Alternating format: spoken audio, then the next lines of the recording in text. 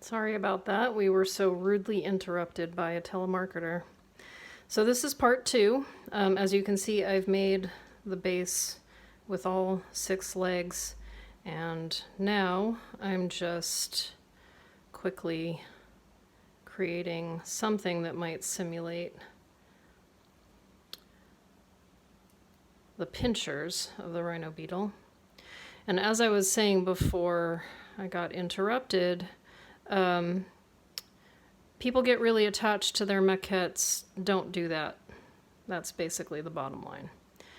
It's really just to teach you the types of volumes you might be making for your bug.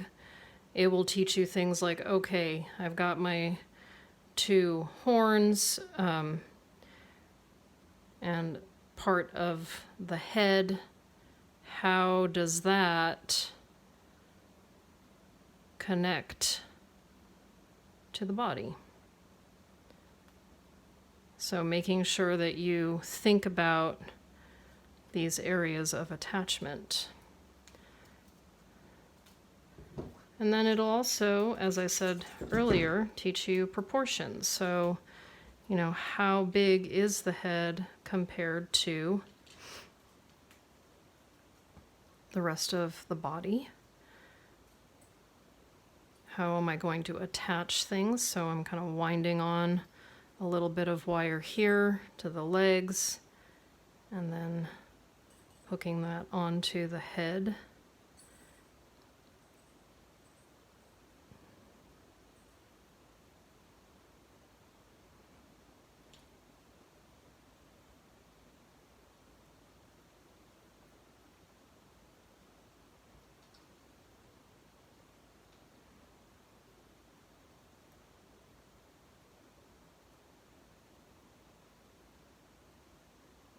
And the head wants to flop around, so clearly I need another point of attachment.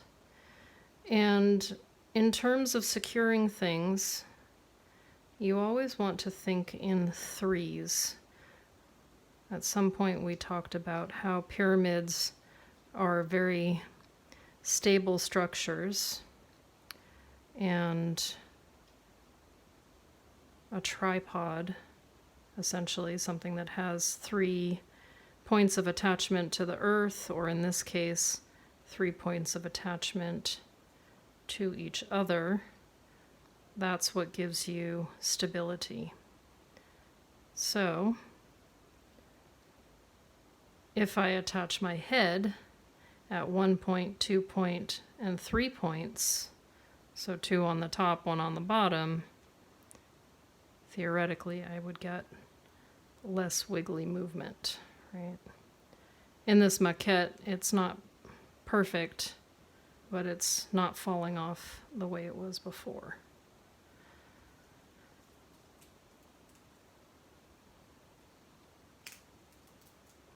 So I might just wind off a little bit more wire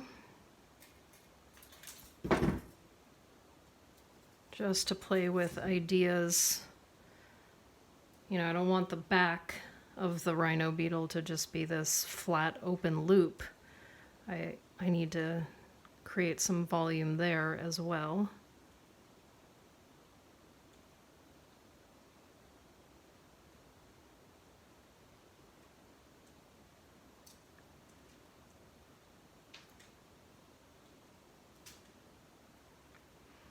And one thing that you might also start to notice in building your maquette is that once you get a bunch of lines converging, it can be difficult to distinguish one body part from the other. And I talked a little bit about that in the slide lecture when we looked at that sculpture that Lee Bontecu did of the thing that kind of looked like an insect or maybe some prehistoric bird. What have I done here? And that is the reason why I have you cover your forms with tissue paper. So that once you get an enclosed volume, you will notice like, oh, suddenly I can see things a lot better. And there are other ways to achieve that as well. And I'll show you in just a moment. But I'm just filling in some of the wire here. So this is kind of a wild and crazy linear pattern, right? Definitely not structured the way our geometric forms were. Okay, so again, to point out that you can't really distinguish too well the abdomen from the head from the legs. It gets a bit jumbly, right?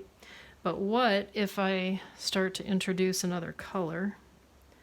That could be one way. So now that we're working on the project, that's one other ball for you to juggle, is dealing with color. And being specific about color. Don't just be random about it. You want to really be designing this bug. So maybe most of my rhino beetle is steel wire, which this silver craft wire is approximating. But then maybe I want to work with like accents of copper.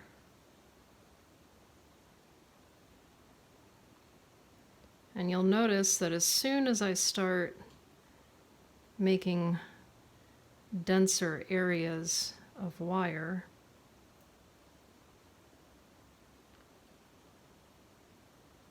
that area starts to pop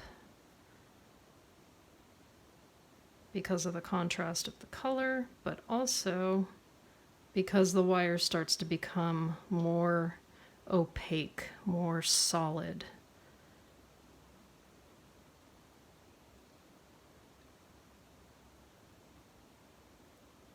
So think about how you're going to have some areas that are containing a lot of negative space, other areas that are more opaque, have more visual weight to them. These are all concepts and words in our vocabulary list, which we will start to chip away at. But can you see how now we really see the top part of the pinchers? And if I take more of this copper wire, maybe I repeat that color in the back, and maybe I use some sort of tool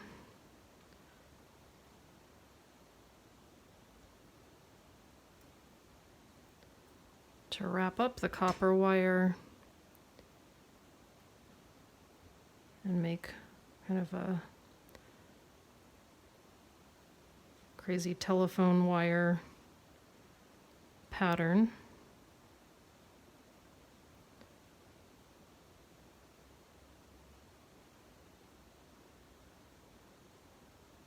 And that can start to fill in some of the volume on the back.